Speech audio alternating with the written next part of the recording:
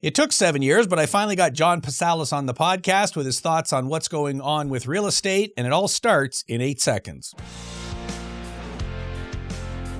This is Debt Free in 30. Here's your host, Doug Hoyes. I have a first-time guest on the show, John Pasalis, who is a doctoral candidate at the University of Toronto and the president of Realosophy Realty. So, John, welcome to the show. What is Realosophy Realty? Thank you. Thanks, Doug, for having me. Realosophy, we're a real estate brokerage in Toronto. We serve the GTA, and our agents basically help home buyers, home sellers, make more informed real estate decisions. We use a lot of information and data to help our clients make smarter decisions, both about what's going on with specific houses and what's going on in real estate trends. So that's a little bit about kind of what we do. Well, and I lead a lot of the research, basically. And that's exactly why I wanted to have you on the show today, because if I want to buy or sell a house, I can call you. You got people who help me with that, but you actually understand the numbers. So what exactly is this doctoral candidate thing? What's that in your bio? Tell me about that. I mean, it's a bit of it's kind of funny how it happened. I went to an old, my econometrics prof from U of T, and I came to him one day and I said, listen, I need some help with some stats and some research I'm doing. And we had a coffee, and he basically said, well, why don't you just do this program instead? You'll get my advice for free and you'll get a degree out of it. And literally like a month later, I was basically enrolled in this doctor program. It's basically like an executive MBA, but like the PhD version. So business people who are doing academic research, mine of course happens to be in housing markets. They basically do more advanced research, get support for profs, write a thesis, and kind of get a doctorate out of it after that. Cool. So again, we've got the perfect mix here of real world experience. You know what's happening on the ground, but you also understand the numbers. So I really only got one question for you today. Yeah. So I'm going to ask the question, then I'm going to go and get a coffee. And the question is, what's happening?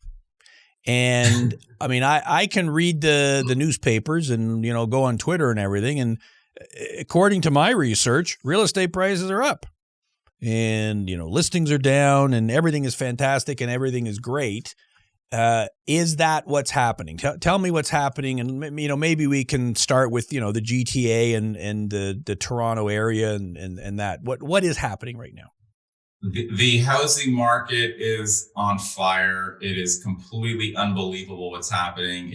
So right now, probably January, we're going to see low rise prices in much of the city. So that's single family homes, probably up more than 30% over last year. That's obviously not a normal rate of appreciation. We kind of saw that back in February or March of 2017. So again, a big boom in housing demand. A lot of it is in the 905 in the suburbs of Toronto.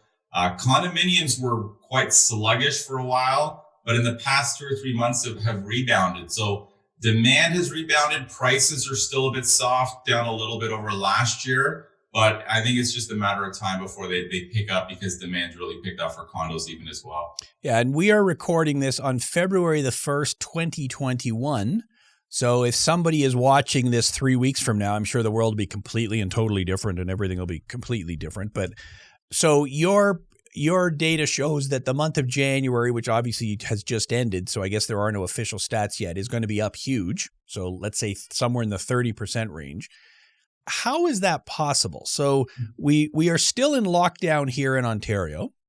Businesses are closed. So as a result, there are a lot of people who are not working, not earning income, and yet house prices are going up. I don't get that. What am I missing here? I mean, I think you're not the only ones confused. I mean, I think even CMHC was confused by this based on their very pessimistic forecast. And what ended up happening is that the people who are most impacted by this recession and who've lost income are not, in fact, homeowners and home buyers for the large extent. Most of them tends to be renters in more lower paying jobs, and that tends to be the market that has been impacted quite a bit more. Home buyers who are actively searching, many of them just ended up working from home and jumped back right into the market in the summer once the lockdown ended. So we're just seeing this big rebound and a lot of new demand. Well, I mean, I think the key thing is to think about when we went into this lockdown in March of 2020, Toronto's housing market was on fire then as well. So January, February of 2020 was an unbelievably hot and competitive market. Close to 2/3 of homes were getting bidding wars.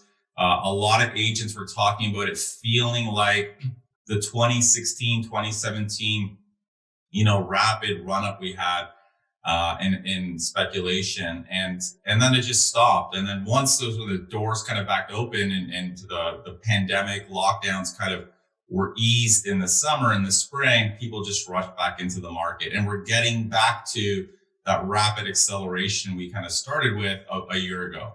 So if I understand what you're saying, there's a lot of people working from home. So it makes sense that I don't want to live in a 500 square foot condo in downtown Toronto so I can walk to work. Why don't I get something up at Yonge and Eglinton or Vaughan or outside the core where I can get an actual house or a townhouse or something. So I understand why those prices would be going up. And I understand why in the 905 they'd be going up, or even as far out as, Oshawa, Kitchener-Barrie, whatever.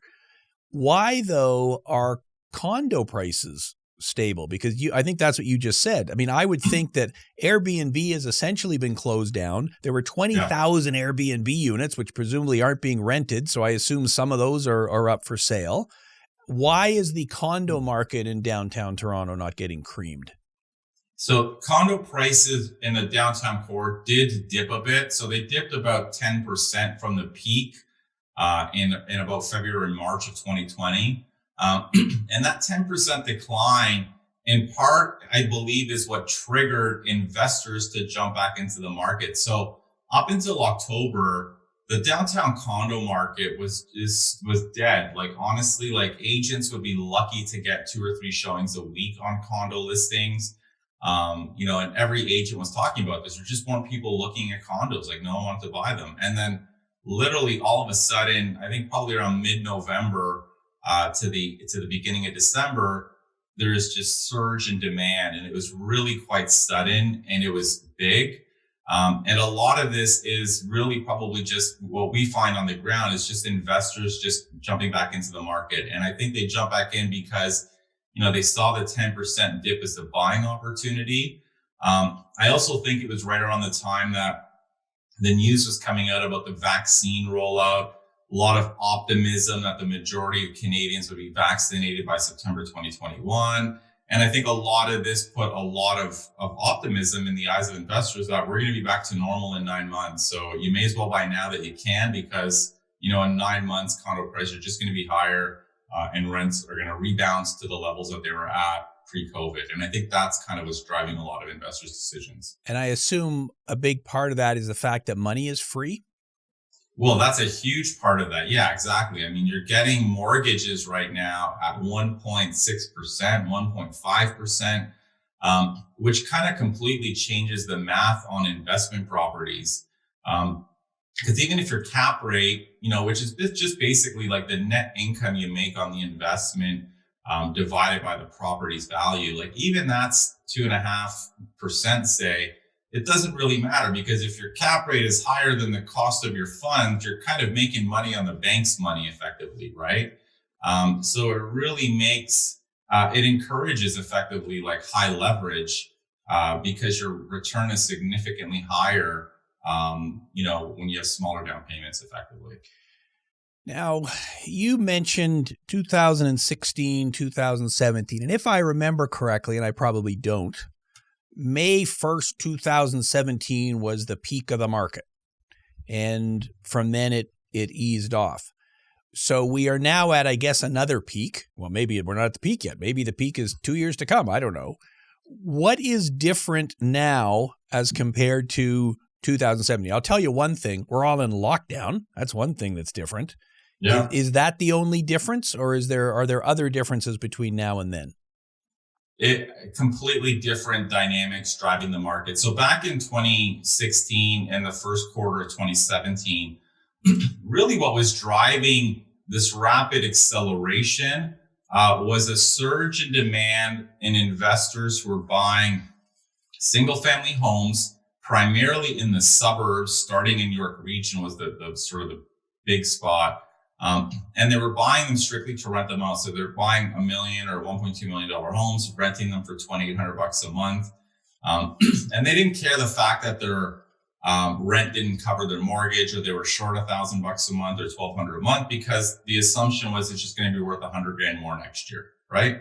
And this is what really fueled the demand for houses in the GTA as a whole, and in the 905 in 2016 and 2017, until that basically just stopped in April of 2017. Effectively, like the foreign buyers tax was introduced. And the foreign buyers tax didn't cool the market. A lot of people think that's what caused it. It was really just like the government just poured ice water on the market, and it freaked everybody out. And the market just kind of basically dropped about 20% in like 4 months. So it was very different dynamics back then. The government back then was concerned about rapid acceleration in prices. They were concerned about acceleration in debt, and they wanted to cool it down, right? And today, things are quite different. So the demand is not driven by these investors. It's predominantly end users. And part of it is just this big shock in demand from end users as a result of COVID, pushing them to the 905, to the outer suburbs. So that's the first thing. The other thing is that the governments don't seem to really care that prices are going up 30% per year. Generally, when policymakers are concerned about exuberance in the market, they talk about exuberance in the market, and they caution about exuberance in the market. We've seen that before, and they're not right now. They're kind of just effectively kind of supporting the trends that we're seeing right now, which means that it doesn't look like they're going to try to do anything to cool it. And I think that's, one significant difference from the past, the fact that it looks like they want it just to keep going on, and in fact have tools at their disposal to kind of just add even more fuel to the fire. If demand naturally cools down, they could lower the stress test like they were planning to, they can increase amortization periods. So they've got a lot of things that they can do to keep this thing going. So it's definitely quite different from 2017. Well, in fact, I would go a step further than you. I wouldn't say that it's not like the government is kind of indifferent. I think they're full speed ahead. Let's get this bubble inflated as much as possible. I assume we're going to have a federal election either this year or next year. I don't know how it works, but we're in a minority government, so it's going to happen at some point. You kind of want house prices as high as possible so that everyone feels wealthy. Do you agree with that it's not just an indifference, but it's an actual active participation on the part of the government to dump more fuel on the fire? Yeah, no, 100%. They want this thing to go. They've said specifically that they're actually targeting, yields on bonds that directly affect home buyers, 5-year mortgages. So they're trying to push those rates down. So it's deliberate what they're trying to do. So they're 100% behind and supporting the trends that we're seeing in the housing markets today, 100%. And, I'll go in and say, I don't know if I agree entirely that everyone wants to see their homes go up, because I hear from a lot of parents who are not excited that houses are going up 30% a year because their kids can't afford houses.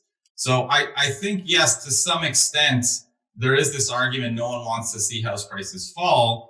But I think there's a lot of homeowners who have kids who don't want to see prices going up 30% a year forever either, because their kids can't afford a house. So I think there definitely is a bit of a tension there. I don't think everyone wants to see prices going up the way they are. Yeah, if you own a house, then you're happy that it's going up. If you want to get into the market, either your kids want to get into the market, or you're a younger person who doesn't own, then it's out of reach now. I deal with lots of clients who say, yeah, I know I'm never going to buy a house. A tiny little thing is $1 million. 20% down payment is $200,000. I make $50,000 a year. There is no way it's even remotely possible. Do you have any idea off the top of your head what percentage of people own a house and what percentage of people don't? Oh, yeah. I can't remember exactly what it is. I think it's in the mid 60s, like 60 6% or something like that are homeowners in Canada. So obviously, two-thirds are, a third aren't. Roughly. And those 2/3, that would be the family. So that would include the husband, the wife, and the 2 kids in that 66%. Now, you mentioned the stress test. So my understanding of the stress test, which I'm sure is incorrect, is that you have to qualify for a mortgage on the assumption that the mortgage interest rate was actually higher than it was. So as you said, if I've got really good credit, I can get a 5-year mortgage for like 1.5% right now, but I have to qualify as though it's like 4.5 or something. Am I in the ballpark there? Yeah, 100%. And I think that's kind of what makes this boom in real estate a little bit nuts, that people are basically getting their mortgages assuming rates are, I think it's 4.85% is the stress test right now, or 4.8. And really they're getting a mortgage that's more than 3% below that, right? So it's really amazing to see this. I mean, it kind of makes you think that if there wasn't a stress test, I mean, I don't even know how rapidly house prices would be rising, but it would obviously be significantly above 30% per year.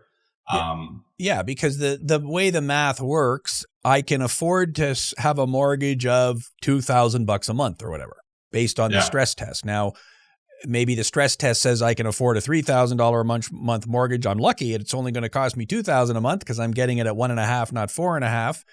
If there was no stress test, then I could get that $3,000 a month mortgage, not the $2,000 a month I'm qualifying for, which therefore means house prices must be another third higher again. Like it would be totally wacky. So are we approaching buyer fatigue yet? Or is it still rock and roll, FOMO, fear of missing out? I just got to keep going. What are you seeing on the street?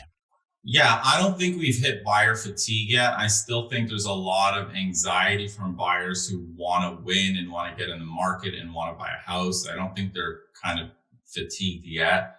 We're seeing a lot more, we're starting to see more speculation, like people just really intentionally just buying houses with the sole intention of flipping them in 6 months to make a couple $100,000, because that's how quickly house prices are rising.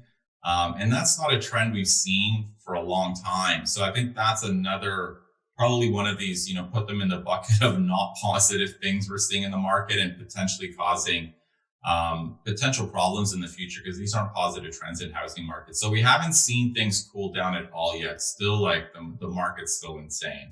So should I be buying now then? So let's assume that I'm 25 years old, which anybody watching this video can see I ain't 25 years old. I'm more than twice that. But let's assume I am, and let's assume my parents are well off and they're willing to front me the down payment.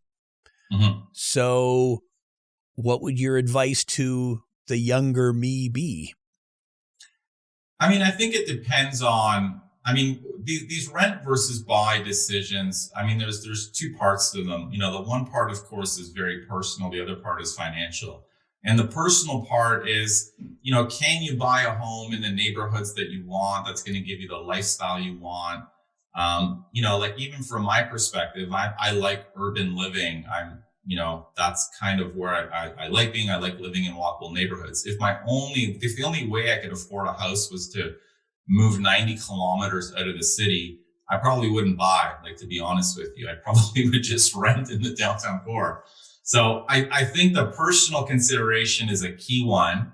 But when we get to the financial ones, listen, I think you need to, if you're buying, you just want to make sure you're buying for the long term. I mean, if you look at the math, it's your costs as a homeowner, like your housing costs are incredibly low right now because interest rates are so low. So when a lot of people do their rent versus buy, they kind of look at the cash flow. I mean, we're ignoring the fact that, 3/4 of your mortgage payment today effectively is going towards your principal repayment. It's basically like a forced savings account. So when you actually look at your housing costs, it's probably going to cost you significantly less if you're buying, because interest rates are so low. Now, having said that, Obviously there are risks when you're buying houses. The market could drop significantly, which is why I always recommend people buy for the long term. And I think the 2017 example that we talked about, when prices in the suburbs fell 20%, is a good one, because if you bought at that time, it would really suck to see that your house is worth 20% less. But the reality is, if you held on for 3 or 4 years, in most of those markets, your house's value would have recovered by now. Your home's probably worth more than what you bought it for today. So the best sort of security is to ensure that you can hold on to it for the long term. So you are advising caution, and you are advising that if you're buying for the long term, then you're probably going to be okay.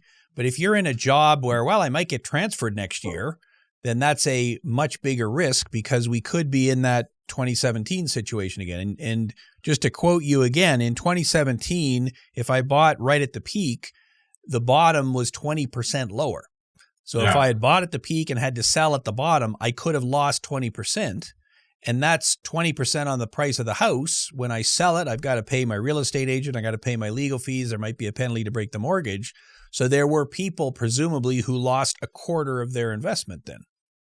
Well, I mean, assuming they even put a lot much down, like, the reality is those people were underwater, which means that they owed more than the house was worth. Like, most people don't have that much equity when they go into the home, right? So if you buy with 10% down and your house drops 20%, I mean, you're kind of in the red. You owe the bank money effectively. Well, yeah, that's a very key point.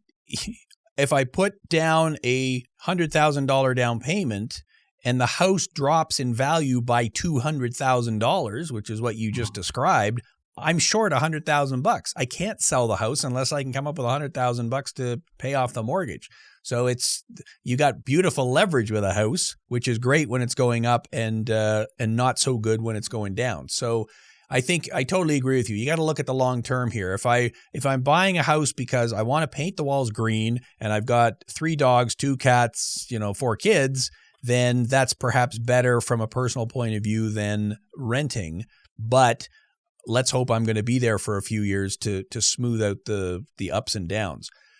What do you see in the future? When is this going to end? Like, I agree with you. We cannot have 30% per year increases, because mathematically, if I do it in my head, at some point in the future, a house costs $9 billion. Incomes are not going up that much. It's just not physically possible. So what's the end game here? What's going to cause the boom to go to a bust? It's hard. Again, these are trends that are so hard to predict. But my instinct is that the thing that's probably going to cause it to cool down is probably buyer fatigue more than anything. We actually saw that in 2016 and 2017. It was actually interesting when we looked at the data.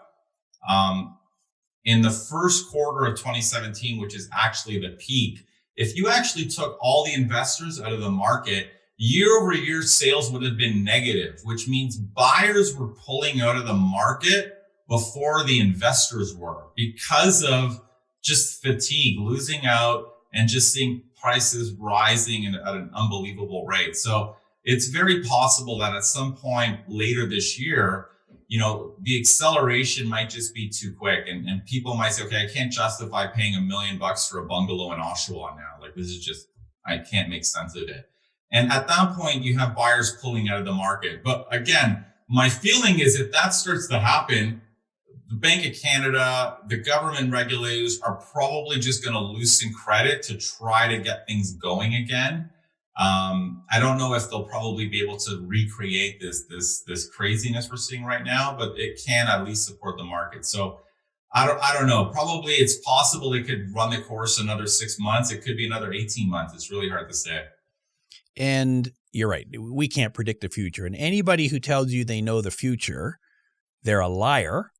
And if they do know the future, I guess they're super rich, because they knew exactly when to buy and what to sell and which stock to short and all the rest of it. So if I'm sitting here on the sidelines, and so you've already given your answer as what I should do if I'm a potential buyer, and I think your basic point is take a long-term perspective. Well, actually, let me ask you one more question on that. Rental rates, my understanding, correct me if I'm wrong here, certainly in the downtown core in Toronto, have actually come down quite a bit. Is that true? Yeah, 100%. Their downtown rents are down about 20% over last year.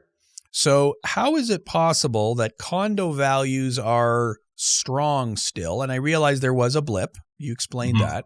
But the price of a condo today in February 2021, is it more than it was in February 2020? Or is it about the same? It's a little bit less. Which would explain.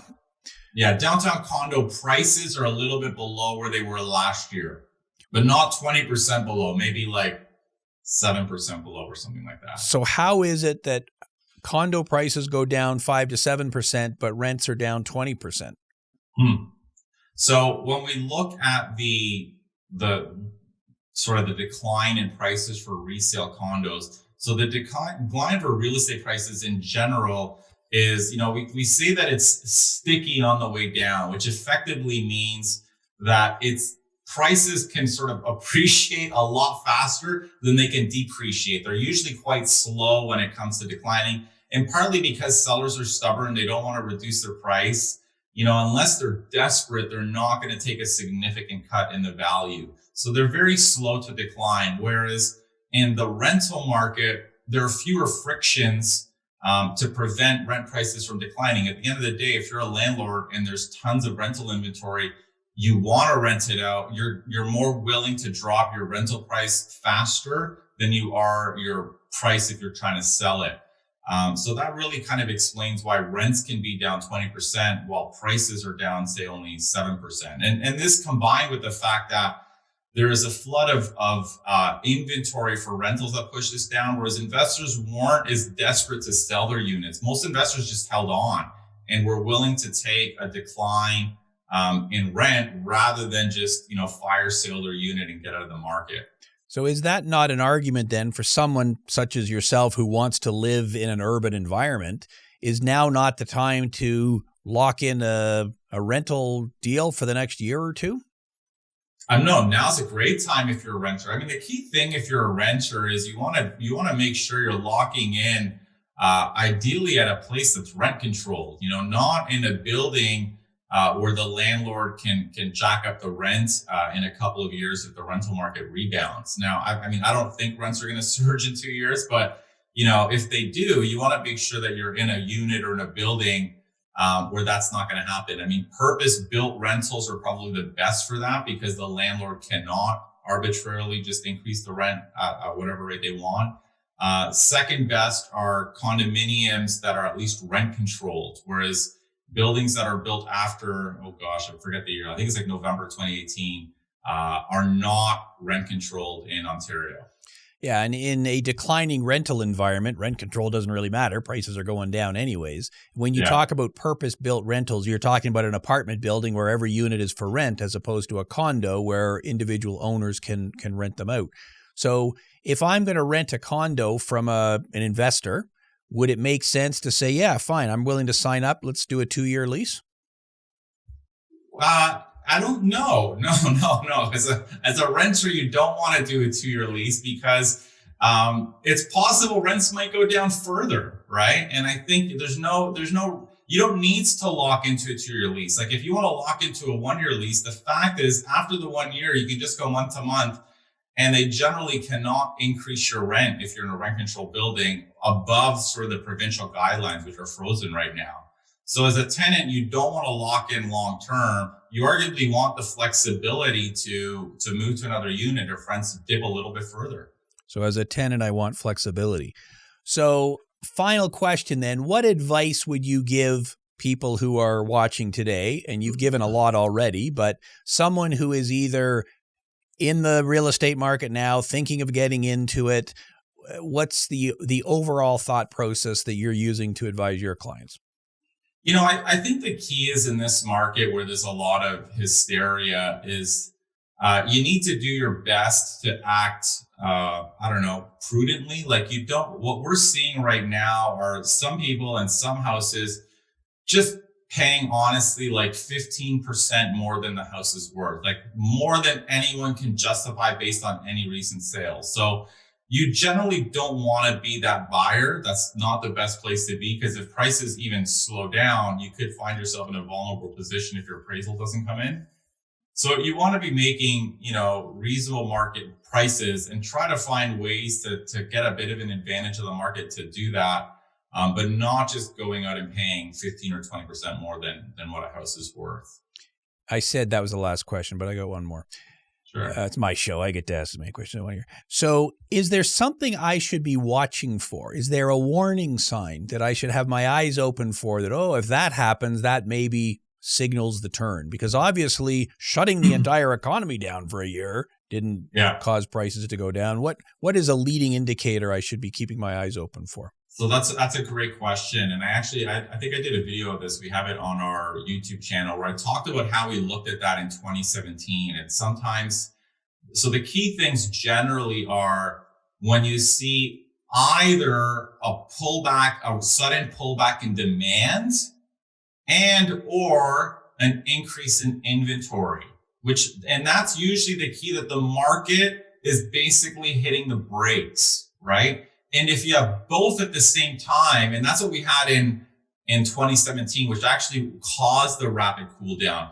You had buyers pull out of the market in rapid numbers, and then you had sellers rushing to put their homes on the market because the market was crazy and they were worried prices were going to fall.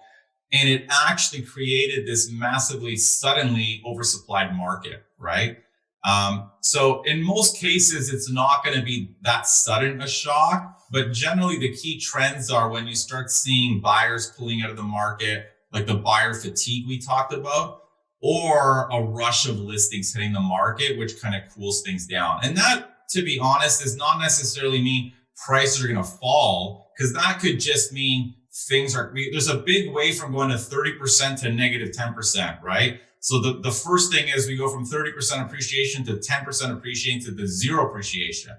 And, if these trends happen where you see a pullback in demand or a surge in inventory, it's more likely we're going to see things cool down, not necessarily a decline in prices right away. Yeah. So it's economics, right? Supply and demand. If it gets out of whack, then we're going to see big changes. Well, that's great. I will get you to send me the link to that video and to your channel, and I will put links to that in the show notes here.